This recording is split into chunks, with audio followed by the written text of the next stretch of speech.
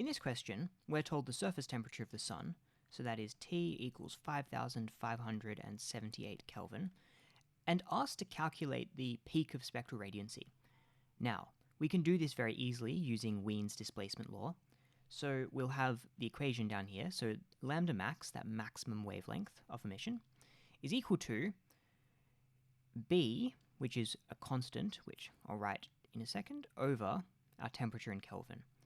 Now B is 2.898 times 10 to the minus 3, and that has units of meters Kelvin.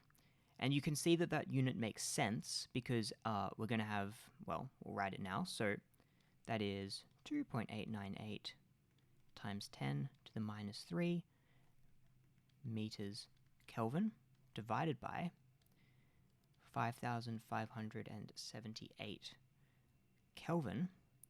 You can see that the Kelvin will cancel and we'll just be left with units of meters, which is what we need for a wavelength value. And I'll write the answer down here.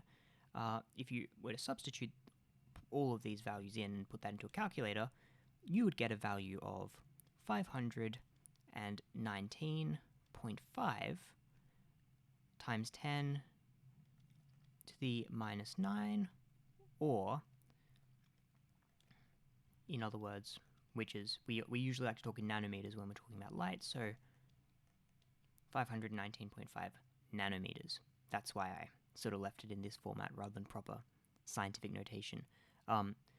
So, yeah, that's where the Sun's spectral radiancy roughly peaks, and we can see that's in the visible spectrum, which is of course why we can see the Sun. It's not peaking in the infrared like a human body, which isn't visible to the naked eye.